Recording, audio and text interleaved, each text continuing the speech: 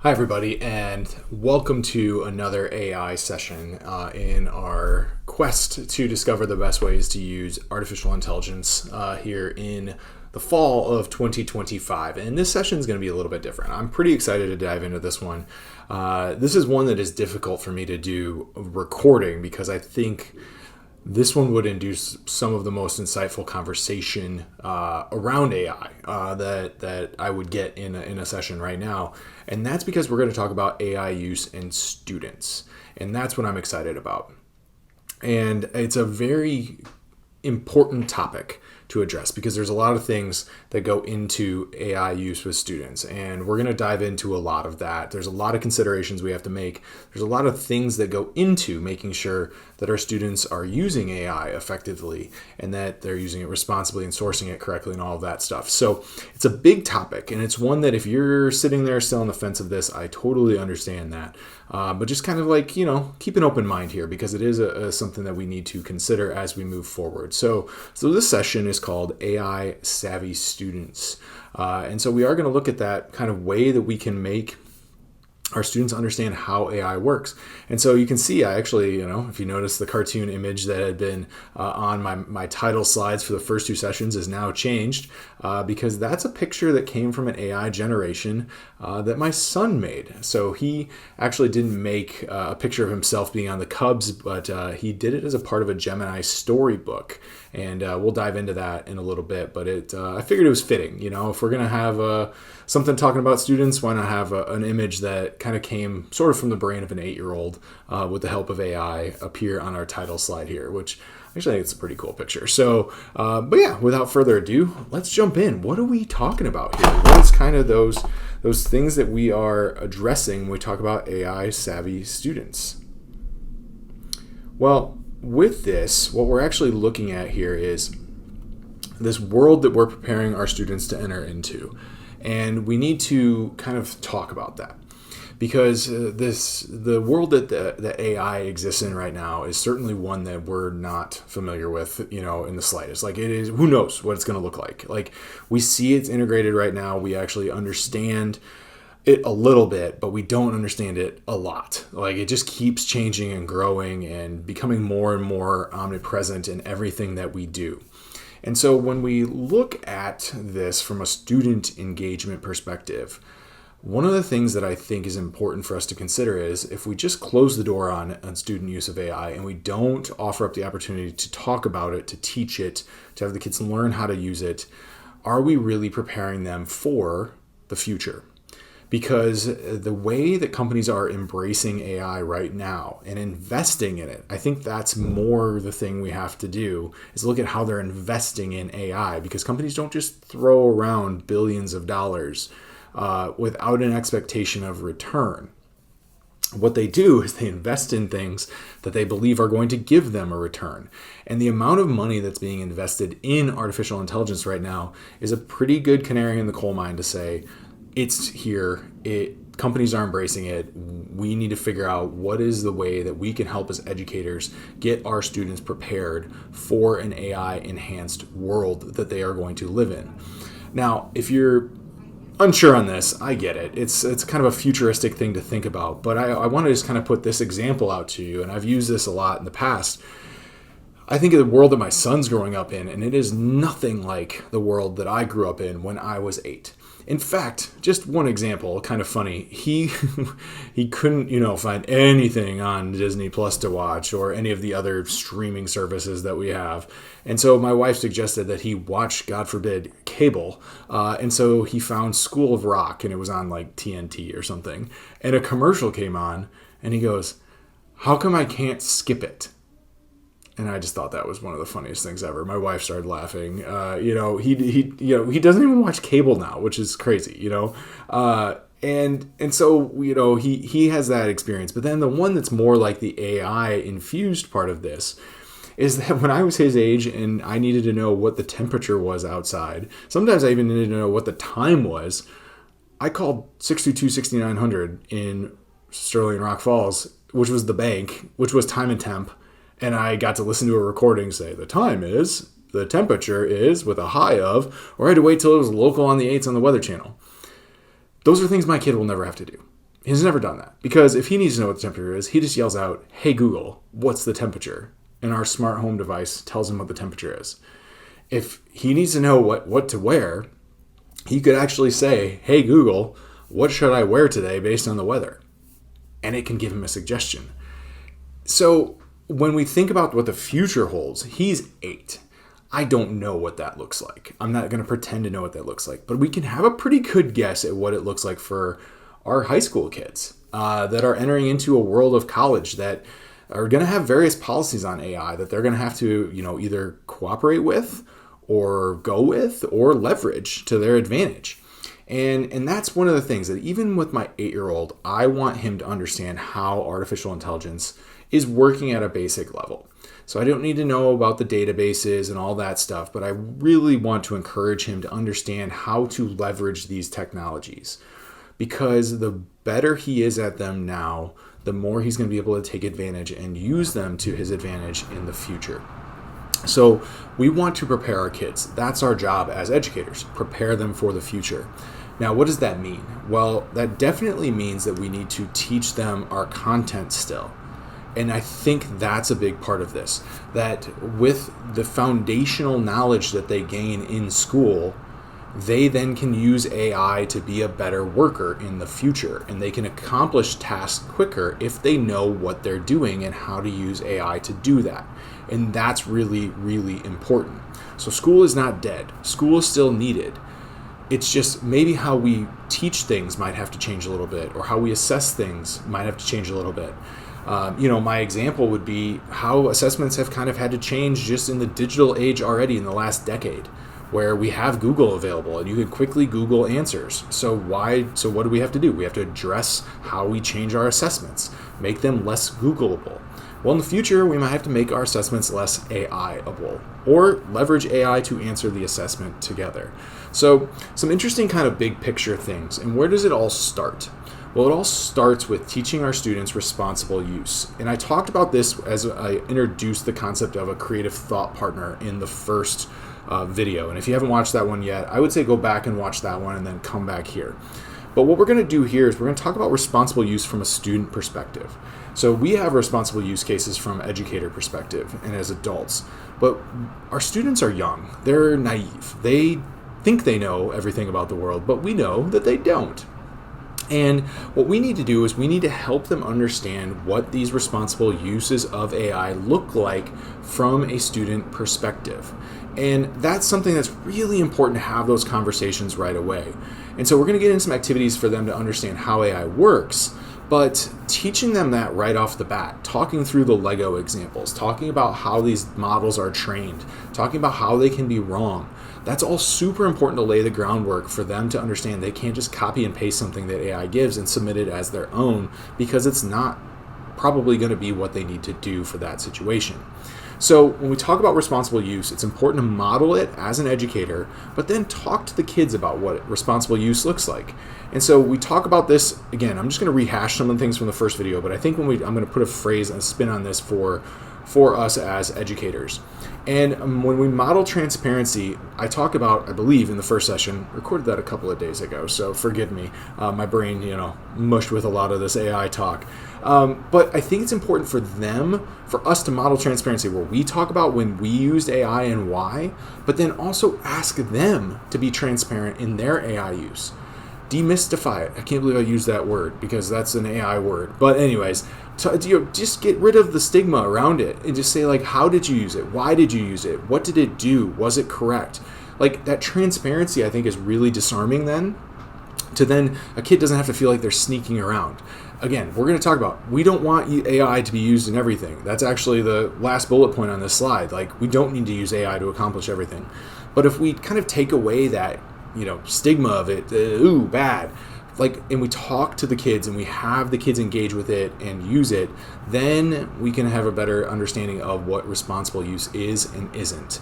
And a lot of that goes to crediting AI tools when they are being used. So teaching the kids that there are ways you can cite AI use. All of the major citation formats have now an ability for people to cite AI. So MLA has a citation for it, APA, Chicago, all the major ones all have a way for users, if they use AI to generate something, to cite that in their paper, which is really an important thing for them to be able to do. So we want to teach them how to credit the AI tools when they're needed. That's part of that transparency. And then the last two, when and why, kind of go hand in hand, and also understanding its limitations, right? Like, we want to teach kids that they can use these things, but they are not all powerful. They are not always right. They are not all knowing. They've been trained, but they are not great yet. Like, they're good. They're really, really good, but they're not perfect. And so when we go in to use these tools, it's important for our students to understand that there are limitations on these things, that we still have to think through content, that we still have to know and understand what we're looking at to give a best judgment on it. And so it's a lot like, I get this question of like, how do we then teach the kids what's right when an AI tool, because they don't know, they don't have that. I think it's not a whole lot different than saying like, hey, go research something. You know, when the kid researches it, they open up the first link on Google. That's not good research either. That's kind of like taking and just accepting what AI gives us. And so what do we tell them to do? Go find other sources, cross-reference things. They can use AI to get started, but then they're still going to go out and do some research to either confirm that that's correct or expand their foundational knowledge on that topic. So when we talk about responsible use of AI with students, I think it really comes down to that education factor. And it doesn't have to be like that we give everybody a week-long lesson on AI. This can be a continual conversation with teachers and students as they go through the year. And so when students are starting to use AI, or if they're, obviously lots of them are already using it, not all, but there are quite a few, we want to talk through this kind of concept of what is appropriate use and misuse. Because this is a really, really important thing for students to be clear on, and for teachers to be clear on, and districts to be clear on, of have we identified what appropriate use and misuse looks like. So we're going to get into a stoplight analogy here in a couple of slides. But when we're talking through appropriate use and misuse, one of the things that I want to kind of encourage is in that dialogue that you're having with the student, if you suspect that they used AI and they weren't supposed to, or they did use AI, but they did too much, where they just did a lot of copying and pasting and not a lot of their own additional thoughts. I think there's a conversation that there comes down to what can we do to have this talk with the students about appropriate use and misuse. And so I kind of come to three different conclusions, and there's probably more, but I'll simplify it to three ways or reasons why a kid would use AI. And the first one is the one that's unacceptable. This is going to be falling into the red light category when we get there. But that's just that the student was lazy. They didn't want to do the work. They were in a pinch. They were procrastinating. And so what did they do? They simply just put a prompt in, copy and pasted the work, and submitted it. That is misuse. That's important to identify. That's irresponsible, right? So that is a misuse of artificial intelligence. Now, the next use, though, is where maybe we have a student that used artificial intelligence, and these are all ways that like maybe they weren't supposed to, or wasn't clear, or wasn't identified by you beforehand, or even if it was, but they didn't understand the assignment or the work that they're supposed to do. So they needed assistance from AI to complete it. And this is where we get into that kind of gray area of what was use and misuse. And this is the challenge, and I don't have a definitive answer for you on this because it's something that will have to continue to be flushed out, and it is very district and school specific on this. But when we talk about this, we would look at the assistance from AI to complete a task because they didn't understand it. What was the output from that? And did the student then better understand it after using artificial intelligence to help them with the task that they were charged with?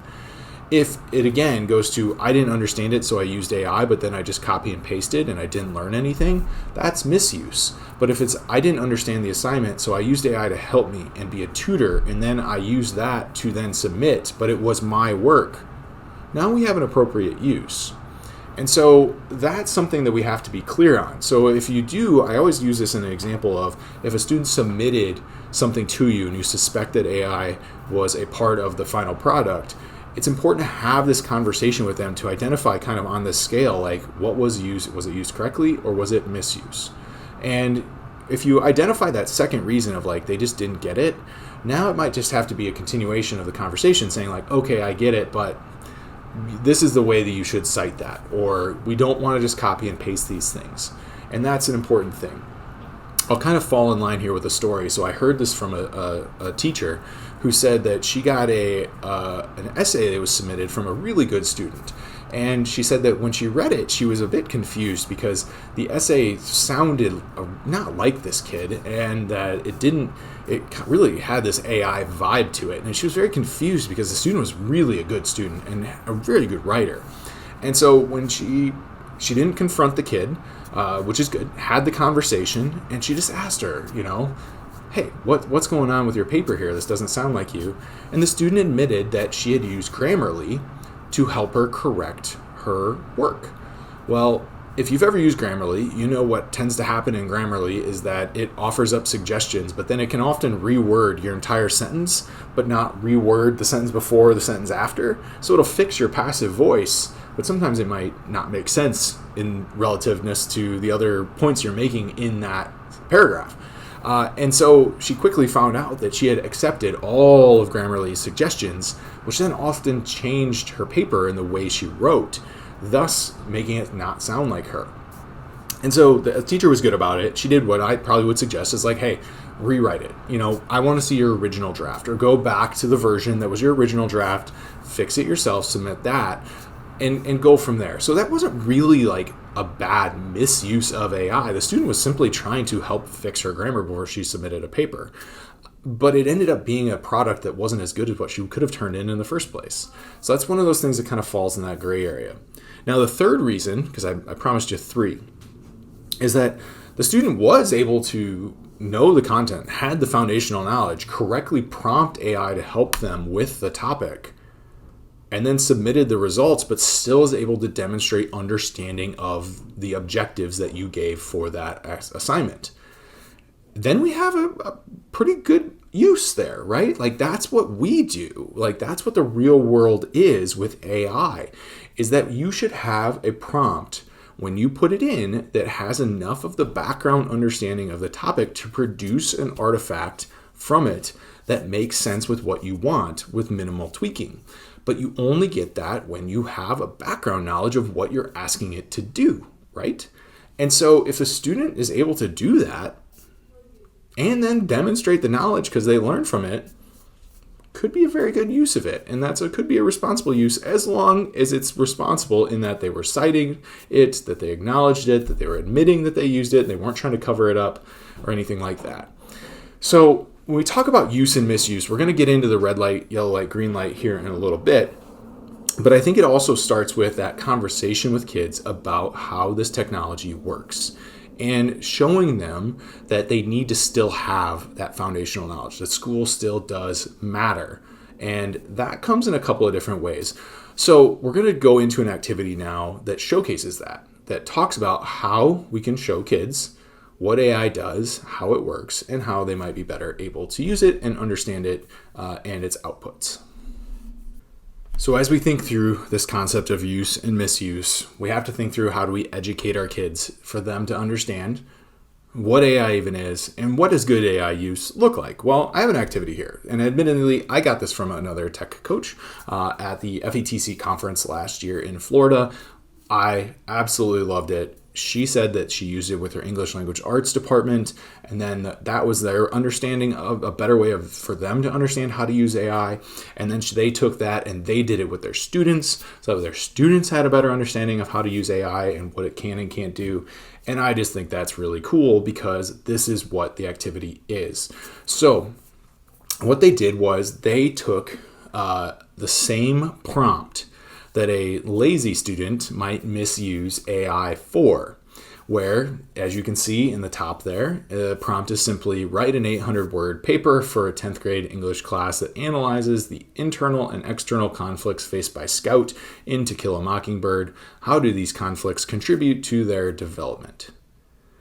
So, pretty typical essay that a student might have to write. And so what they did was they took and put it into all 4 of the major chatbots: Gemini, ChatGPT, Claude, and Copilot. And then they printed those out, the teacher did, and set them around the room.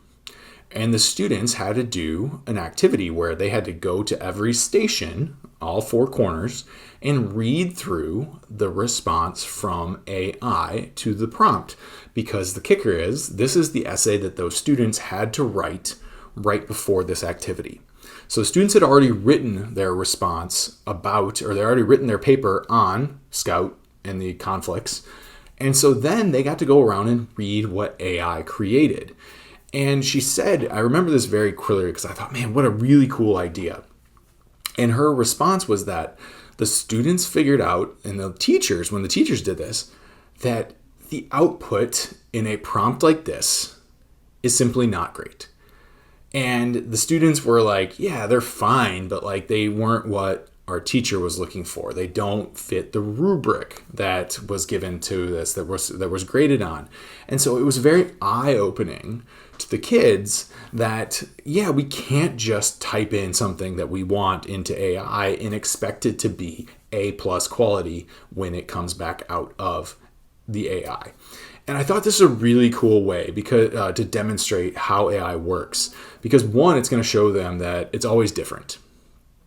So using a different bot produces different results. So they get kind of an experience of seeing what ChatGPT does, what Claude does, how Gemini writes, all of that. But then two, it shows them that, and it's not great. Like you have to be very detailed in your prompt to get a response out. So you would need to have a very detailed understanding of the internal and external conflicts faced by Scout in the book to be able to either write that essay or also like to make sure that the output was good enough for what you needed for that particular activity. So I thought that was really, really fun and something that was a neat way to kind of demonstrate that AI's ability to kids, both limiting and in a good way. So just kind of a fun activity to kind of put in your file there if you're looking for something fun to do with students.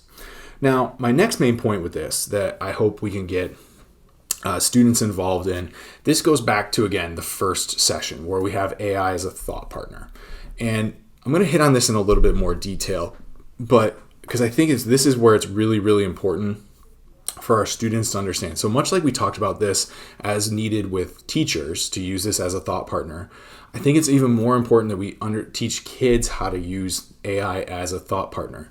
And I'm going to show you some examples of that and some AI tools that actually already help with that process, where you can kind of steer kids into that use case of AI versus just turning them over to the chatbots as a whole.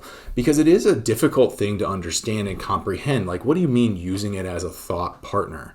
That doesn't make any sense, or like, I don't get it, or like, I just type the answer, the question in, and it gives me the answer. And that's all well and good, but like teaching them and giving them examples, I think is really important.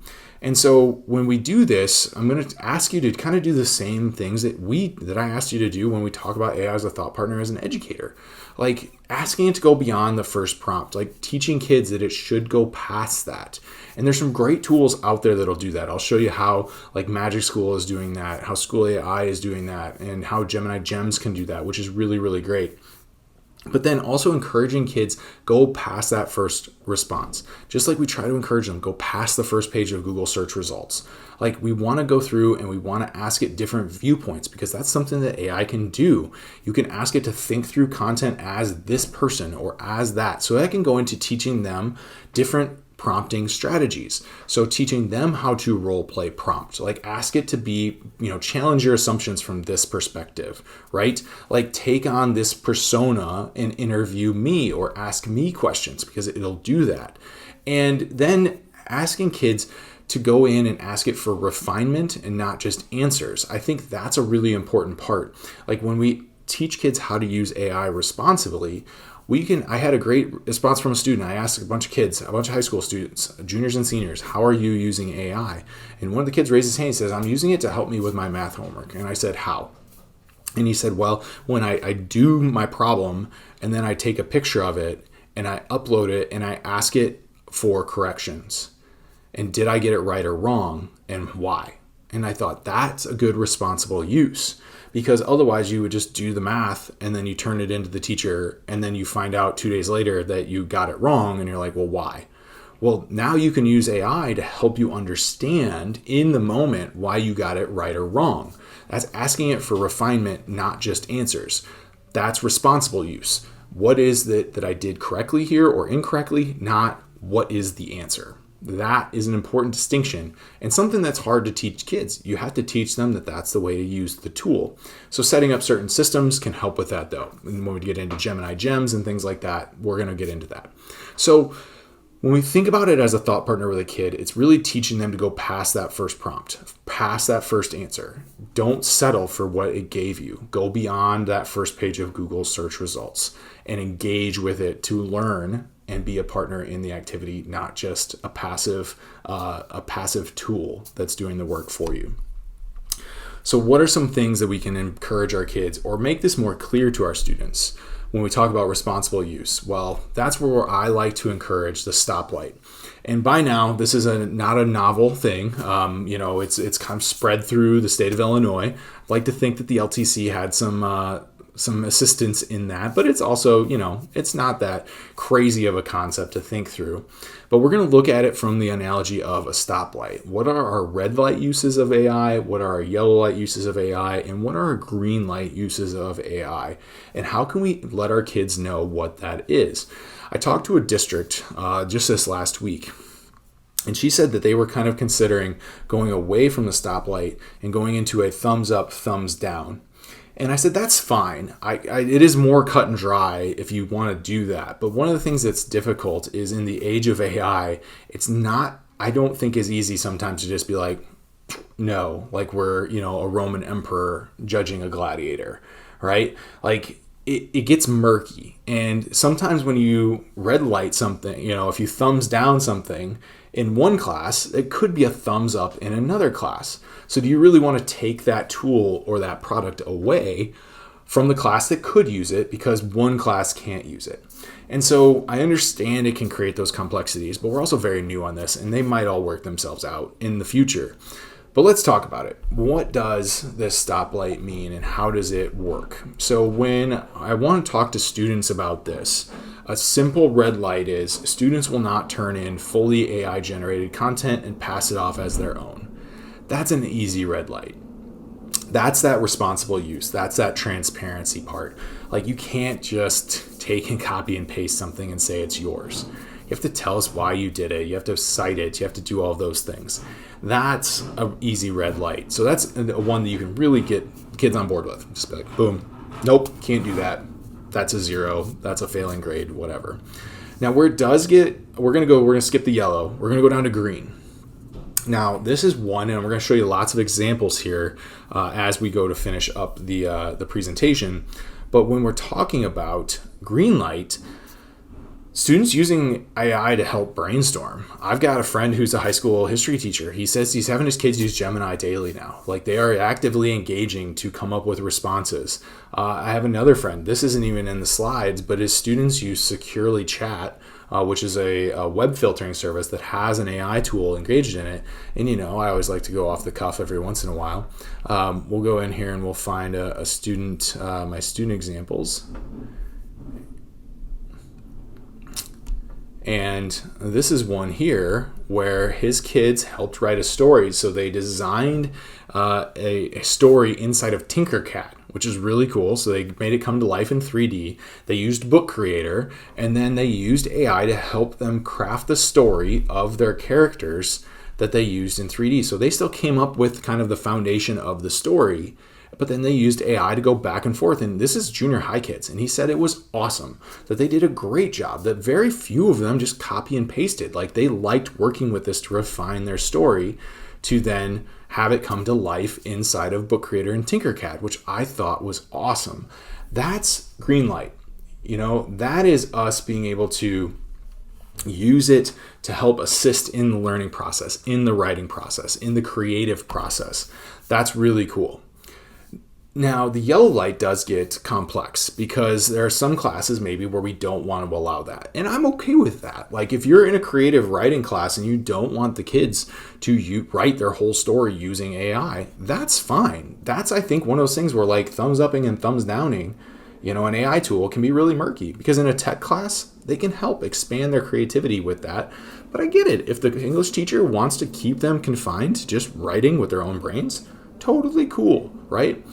My example that I like to kind of talk about in the yellow light really speaks to me as a history teacher and like the language arts department.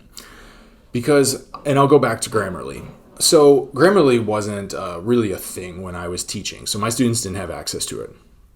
But if I did go back in time, or I did go back into the classroom, I would love for my AP US history kids, maybe not my, regular US history students or my world history students, but particularly my AP US history kids, to have access to Grammarly for their writing.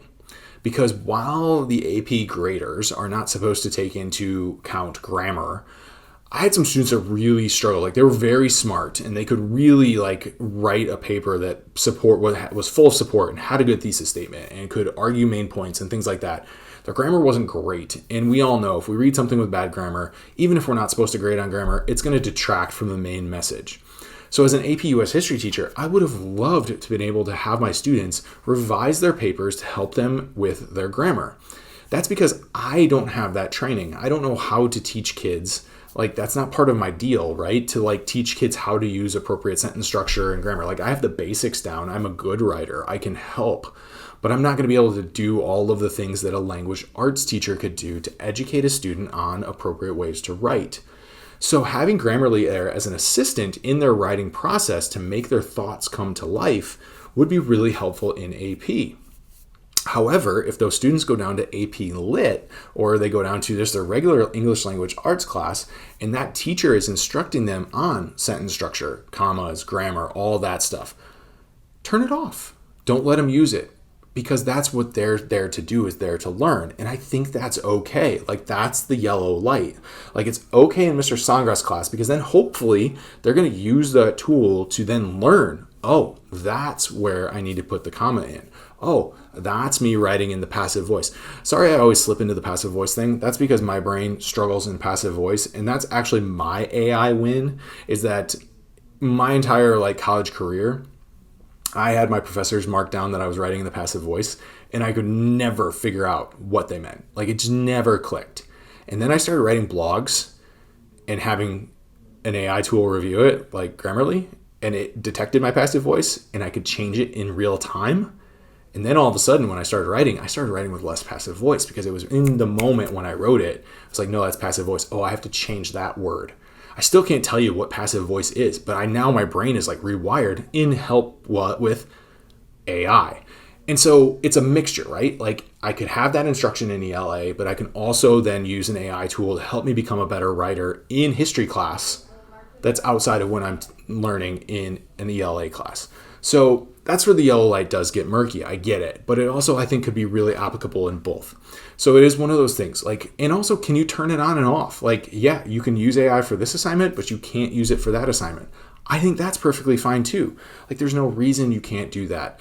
As opposed to just saying all yes or all no. No, sometimes you can use it, sometimes you can't. I think that's fair and something we can do. So those are our stoplight analogies, and something that I think is really important when we talk about using AI as a thought partner and using AI responsibly. So hopefully that gives you some food for thought. I want you to think through, because I'm going to pause the video.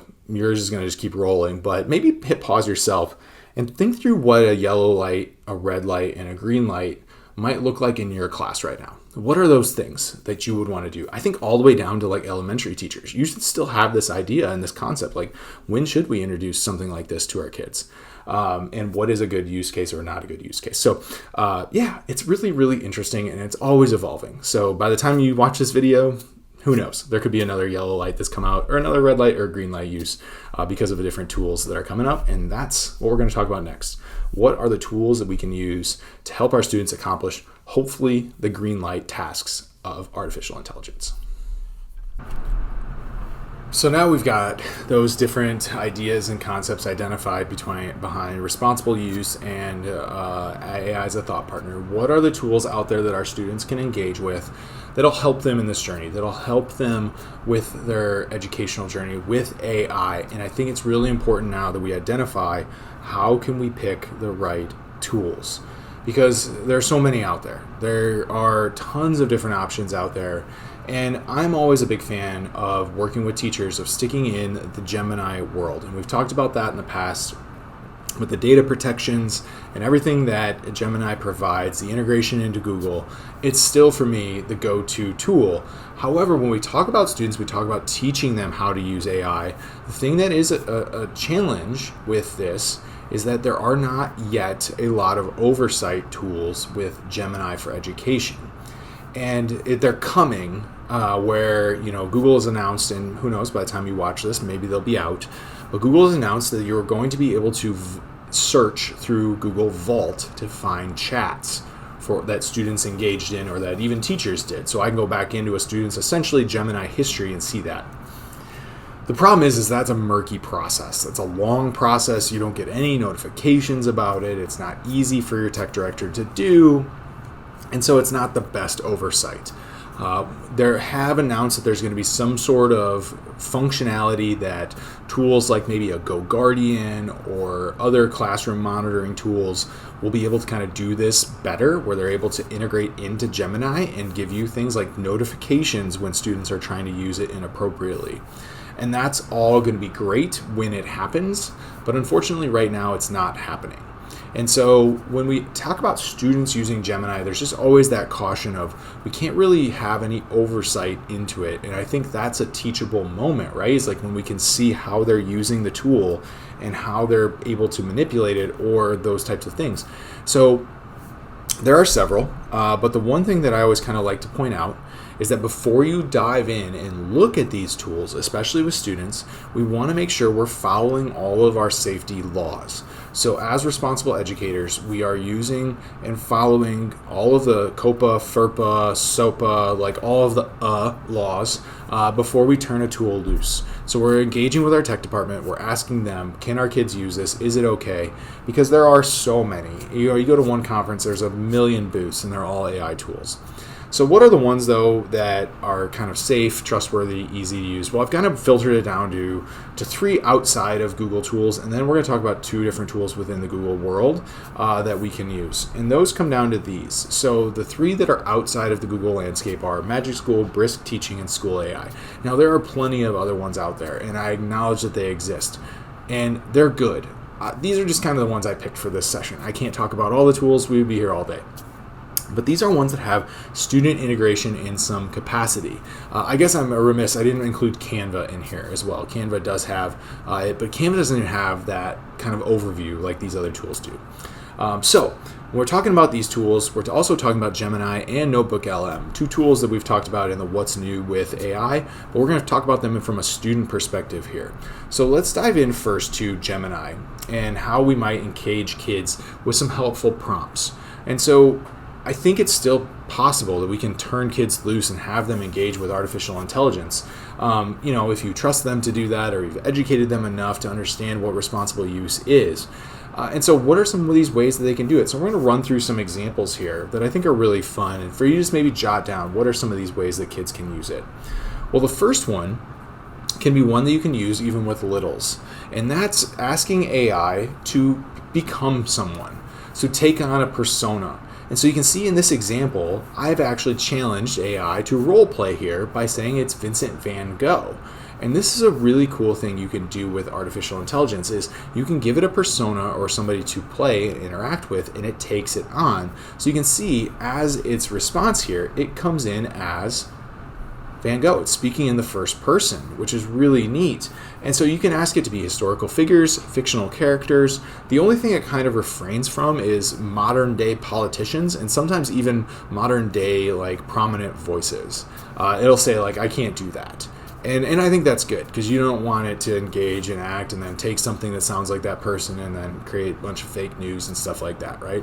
But this is a really cool way, because then one of the things I want to encourage you is tell it the audience that it's speaking to. So if you're doing this with littles, you can say you're Vincent van Gogh talking to second graders. And the tone changes, because then it's Van Gogh talking like he's talking to second graders, which I think is really neat. And this is also a cool way that you can encourage kids, if they're older, to interview somebody they're studying, to interview a character from a book, to interview a character from a movie, to interview a historical person. And they can engage back and forth and learn about that, which I think is a really kind of neat idea and concept. Another example here is asking it for help in understanding concepts. And again, this is the responsible use. We want to prompt it with, I'm a high school U.S. history student attempting to form a debate topic on why the U.S. should not have waited so long to enter World War II.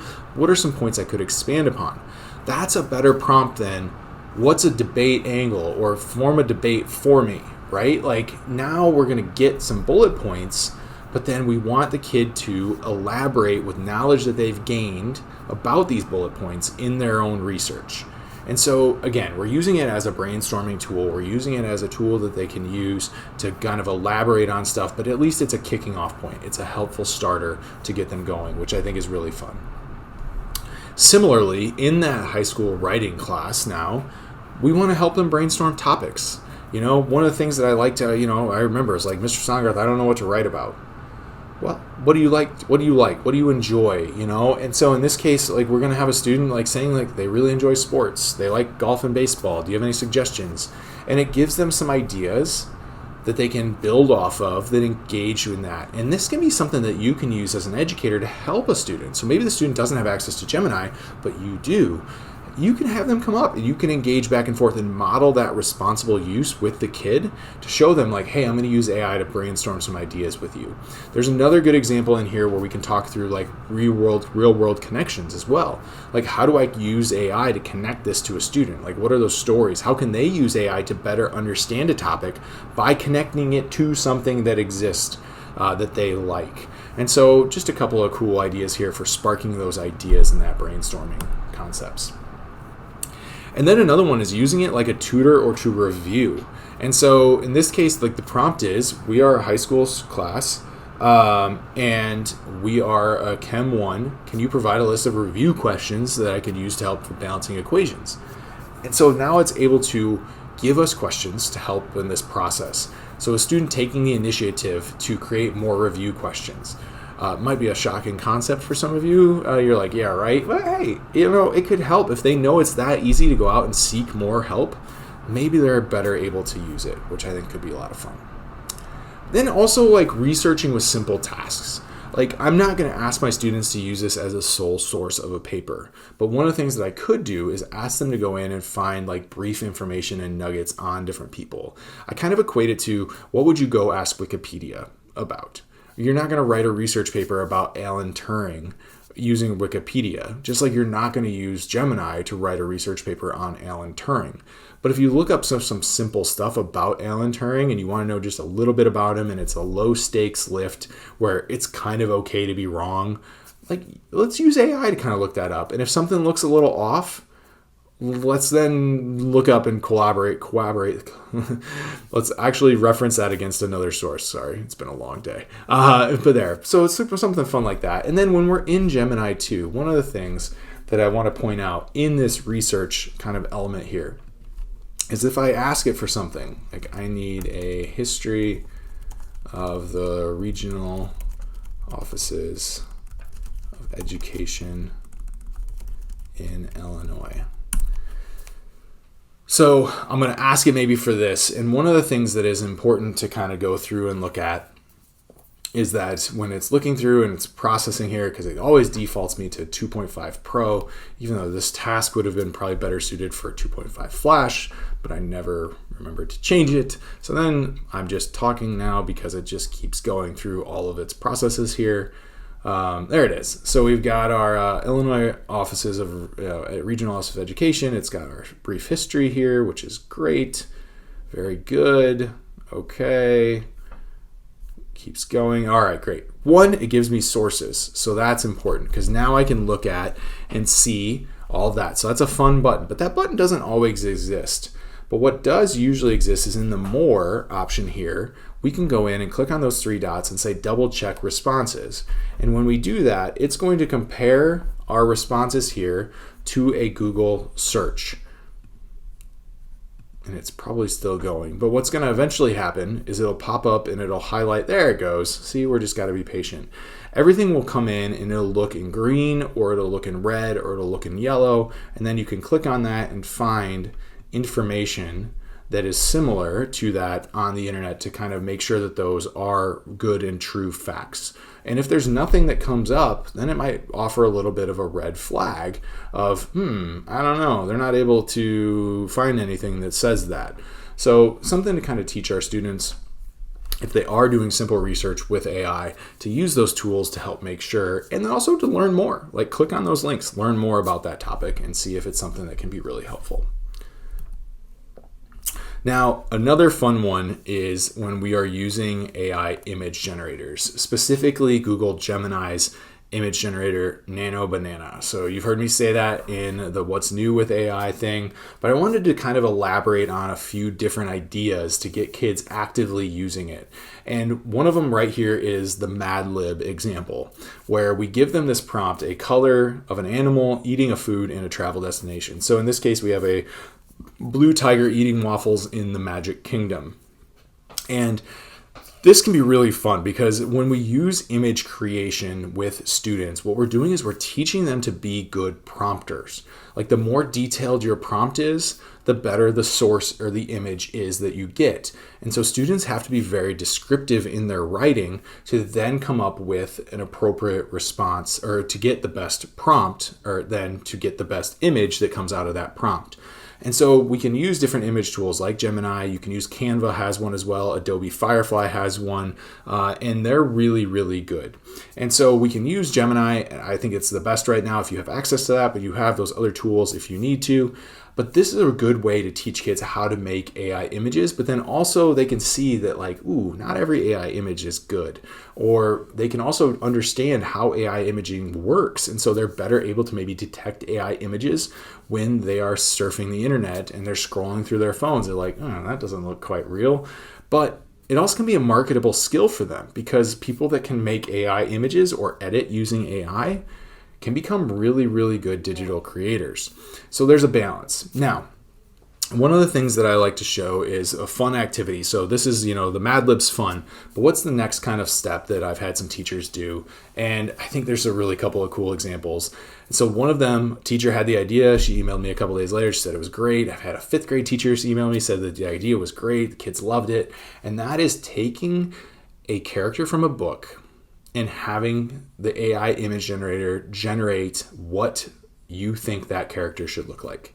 So the students have to take a character from a story or a book and then write out all their characteristics and qualities that they can find in the text of that book on what that character looks like, and have AI generate that picture. So I did 2. One was really ended to be really good. The second one also very good, but there was a mistake in it. So here we have my kind of interesting image here of 2 different ones. Obviously the one on the right, Harry Potter. That one turned out really good. I was pretty happy with it. His hair is a little long, from when he was an 8-year-old, but really good job there with that one. It even, you could tell it knew, because it put the Gryffindor colors on there. Although there's a little Slytherin colors in his robe there. That's interesting. But everything else, I talked about wispy hair, round glasses, green eyes, wand, black robe, wizarding robe, and of course the lightning scar. And that's what it gave me, really a pretty good picture for the prompt.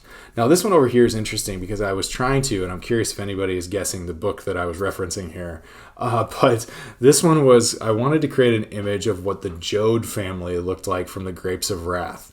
And so my prompt was something along the lines of a family with a mom, a dad, a brother, two sons, 2 daughters. We got a 3rd girl that got thrown in there. And I don't think I even put the grandparent in there, but it put Pa Jode in there. And also, I think this is Ma Jode, and I'm not sure if she's really comfortable currently in that truck with the way all that gear is tied down. But I had him saying traveling on Route 66 out west to escape the Dust Bowl in Oklahoma. And so while this picture is not, a perfect representation, it could be a fun jumping off point because it's fairly historically accurate with piling all the stuff into the truck and everything, and accurate to the story as well. Just kind of it added a few things which I think are important to kind of talk to kids about too. And I could have refined it further, but I kind of liked this output. So when we talk about these images and we talk about how we can have kids make them, I think it's just really a fun introduction to AI and could be a good kicking off point in that AI journey with your students. So up next, we have Gemini Gems. So I hit on these before, but I saved purposely out the ideas to use them with students because in the future here, you are going to be, because it's coming soon, we don't know when, it could be out by October when you watch this. I don't know, because they just keep saying in the coming months and coming soon. But this is what you're going to get. You're going to be able to, if your district enables it, you're going to be able to create custom gems and then send them to your students through Google Classroom. And if you're not a Google Classroom school, you're using Instructure or use Canvas, it's coming to Canvas as well. So you're going to be able to send them out through there. So when you add these gems, what you're going to be able to do is send them to your students and they're going to be able to engage with them. Time out. I was recording this video and it is 3:20 in the afternoon. And I've been using gems this morning. I got done talking for an hour to you all, only to realize in my presentation blindness that as I was talking about gems and saying you couldn't share them, there's this big blue box right here in the middle that says now you can share gems with others. And there's this button here that I clicked on, and you're going to see this in just a second. I click on the edit button and I just ignore the button that says share right there. That's AI, man. Like it wasn't there and now it's there. And I didn't even realize it in my blindness of presenting. So fun. Anytime you listen to me talk, either before this or after this, and I say you can share them, now you can share them. Now you still can't share them through Google Classroom, but probably by the time you watch this, you're going to be able to do that. I don't know. But you can share them with others now. You click on the share button, and then you can share them just like you share a Google Doc. So just wanted to pause the video real quick, give a 30-second timeout. Now go back to the video and ignore anything I say about not being able to share a gem. All right, back to the video. So there's a couple of examples here. Like I made a few, like I have the Algebro here. And when I created the Algebro, I guess let's go into our instructions here so you can see this. I use the help of Gemini to craft this. But then what's helpful here is he's tasked, or she, I guess it's a he because it's an Algebro. What it's tasked with is to make sure it guides students to find the answers, not give them the direction. Directly, you're a coach helping them think through their problems step by step. And then it's given a mission on what to do when a student provides their work, pinpoint the specific error in the process. Essentially, we have told it in the instructions it's a tutor, and that's what it's supposed to do. And so now when I engage with our Algebro here, and you can see in this example, I gave it a simple question, but I also gave it one that a student might do when they're trying to use it irresponsibly. Like, I'm attempting to solve x minus 2 equals 4. What is the answer? And you can see right away, that's a great question. You're on the right track by asking. And then it gives us the instructions on how to solve it. And then it also says, think about the number that's within the x with the x right now and what the opposite operation would be. So it's not giving the student the answer. It's asking the student to engage with it further. And that's pretty cool. And if a student just says, like, give me the answer, it shouldn't do that. See, whoa there, hold on a sec. I can't just give you the answer. So it's trained. So it's different than if I went into a normal Gemini chat and put this in. So let's go ahead and copy that prompt. We'll go to Gemini here, go to new chat. This time we'll use Flash because it'll be faster. And I hit enter on that. It gives us the answer. So that's where it's different, you know? And so this does give us, when we create these gems, we can create tutor gems, we can create study guide gems, we can create review gems. Like, you can create all sorts of these gems. And their mission is that you've trained them with the instructions to then be that persona or that thing, which I think is a really cool opportunity that we can use to help our students. So you could give it instructions to say, like, you are Edgar Allan Poe. And then you just read a bunch of Poe's short stories and poems, and the students could go in and interact with Edgar Allan Poe, which could be kind of fun, right?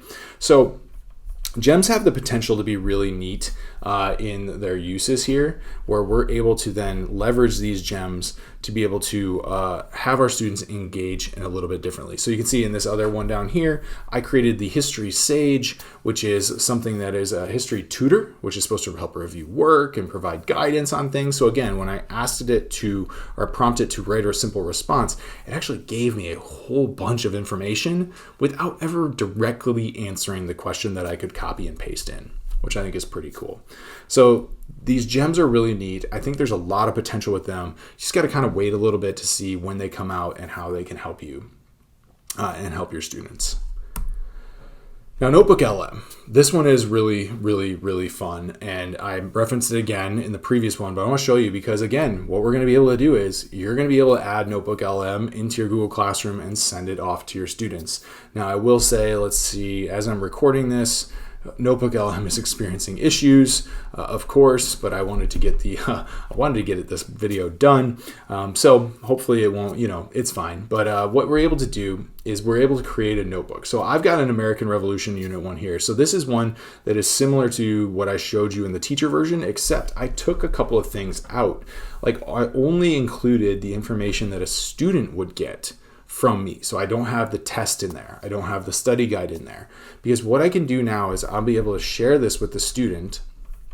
And then when they open it up, this is what they'll see is they just have, if I hit refresh here, it'll kind of clear our chat history. All they get is a chat about the American Revolution. So they can say something like, I am reviewing for my test. Can you quiz me? And it's only going to reference the content that you gave it, but now the students don't see any of the sources. Students also don't see any of the studio, which is kind of a bummer because then you might want them to create like the flashcards or the videos and things, but you can always send those to them in other ways. But now the student's going to be able to go in, interact, and it's going to start this. So here we go. Question 1, according to the sources, how would you define a loyalist and a patriot? Can you give an example the type of colonists who might belong to each group? So I can say like Mel Gibson was a patriot. I'm curious what its response will be. But you can go back and forth so the student can kind of just quiz and go back and ask it for help and information. But again, it's only drawing off of the information in the sources that you provided it. The student can't add any. That's an interesting thought. You're probably thinking the movie The Patriot. See, fun stuff. So, but then you can see it gives support independence from Britain. So it gives me the answer there, but it's also helping me, right? It's important to focus on historical definitions. Let's go back to the original question.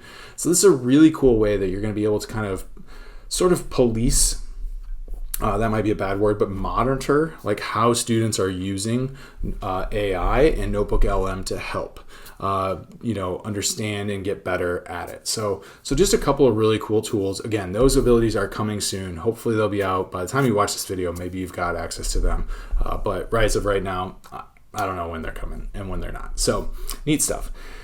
All right, I've been talking for a long time here. We are already up against an hour, but that's going to cut into a little bit of the Google Updates video to make sure that you still get all of your hours for today, because the Google Updates one isn't quite as long as I thought it might have been. So hang with me here as we kind of cover through quickly our last 3 tools that students can use. And these are all various tools that may have paid features, non-paid features, what's free, what's not, so always keep that with a grain of salt. But I did think it's important to show how these tools can monitor kids' AI use and be a guided AI environment. So Gemini Gems and Notebook LM is going to provide that, but you don't have the ability to look at their history. The first one here, Magic School, what is cool about this is what you're able to do is create a room that your students can join. So you can share this out through, you can see I have my details up here. When I invite the student in, I can have them join via URL, Google Classroom, QR code, and then the student, in this case, what I'm having them do is build their own chatbot. So my student Ben here came up with the student chatbot is Chatbot McChatface, who is Chatboy McChatface. But you can see they're inactive right now. But I was able to look at their last message. And then over here, I can also go in and pause or lock their use of that AI tool. So as a teacher, I actually can go through and see and monitor their use of artificial intelligence, which I think is huge because there's actually a lot of different student tools that you can push out to students. So you can see lots of them: writing feedback, image generators, custom chatbots, song generators. Like, you can send these out to the kids and have them engage with them, and then disengage with them too, because you are in control in your room to be able to turn off or on those different tools for your students and see what they're doing. And then if you noticed, hopefully I can get back into my room here, it also has this column here for flagged, which means that if they use profanity or they're trying to use it inappropriately, you get a message that is flagged with that, which is pretty neat. So hopefully we'll see if it's still up here. Here's my room. This is what the chatbot experience looks like when the students were building out their own chatbot. So you can see down here, they can send them back a message back and forth. So Magic School is pretty cool for that. It does have a lot of paid features as well. But this is a part of the free version. So definitely something, if you're looking to monitor that student use right away, this is a cool thing that you can use and identify. So the next one is that I wanted to kind of highlight and hit on is School AI. And admittedly, this is one that I don't use a lot, but I know that is one that is very popular for student use of artificial intelligence. And so as a teacher, you can set up what is called School AI's Sidekick. And again, I was able to do this for free. I'm unsure of the limitations though, so it might be something to investigate. Obviously something to investigate before you dive in. But what this is that I can send out this Sidekick to my students to engage with. And again, I have some monitoring tools here. I have control of telling the Sidekick what to do. Like in this case, I created a writing feedback bot to be able for the students to enter their feedback in, get that, or enter their essay in or written work and provide feedback to improve. So I've told it what I want it to do, and therefore it's able to do that thing. And it's all monitored and controlled by me, the teacher. So School AI, another cool resource for that. And then the last one here is Brisk. And so with Brisk, the Brisk Boost is one of those tools that is, I think, really neat, although various amounts of feedback gotten on this. But what this does is you create an activity. So this is what it looks like from the teacher side. Actually, I can go in and view the progress to see it even more on the teacher side. Is that I can look at this, and when I'm in a tool or I'm in an article, down here I can click on my Brisk icon and say Boost Student Activity. And what that's going to do is that's going to take the web page that I'm on, the Google slideshow that I'm showing, the Google Doc that I'm showing, and create an interactive chat environment for the students to be able to use. So you see, if I click on Boost Activity, I can actually assign a Boost activity that is a bunch of different things, like grab students' attention, debate, brainstorm, math, assess, write even. And what this is going to be able to do is allow my kids to engage back and forth. So if I look at my student version here, this is what it looks like. So you see over on the right-hand side over here, this is where it's going to be asking my students questions, and then I have to answer it. So if I answer it incorrectly, so like planet must have strong mass to assume shape of gravity, which one, round, irregular, we're going to say basketball size. Obviously wrong. We'll see what Brisk Boost says. Interesting thought. It's creative, but the idea is about the shape. So you answer would be round or nearly round as mass. Let's try again. So now I can say round. And let's see if that comes up. Great job. Yes. Okay. So now we've assigned, you can see we have met a lesson objective here, which is cool. And so back here from the teacher side of things, I can look at student Ben, see that he's in progress, see that he's on one objective, and I can even view his chats back and forth with the Brisk Boost. So this is a nice tool to be able to help students identify and engage with a chatbot that maybe they haven't done before, and you get monitoring capabilities of it. And it's free. So you are limited to like one Brisk Boost session at a time, maybe two, but still a pretty good option for being able to teach kids how to use AI responsibly. All right, so those are our three tools outside of the greater Gemini world. And So as we think through these things, it's important to understand with AI that this is going to be a powerful ally as the future holds with this. And so I think it's important we teach kids those engaging concepts on how to use AI responsibly and thoughtfully, because the creativity that can come from AI is really, really powerful if the students have that background knowledge and they're using it not to be transferring off the tasks to it. So I encourage you, think through those ways. What are those stoplights? What are the responsible uses? How do you have those conversations with your students about AI use? And then hopefully some of the examples I share help with that. So that's all for this session. We've got one more if you're following in sequence, and we're going to share some Google updates. Thanks for watching, and I hope you got something valuable out of the video.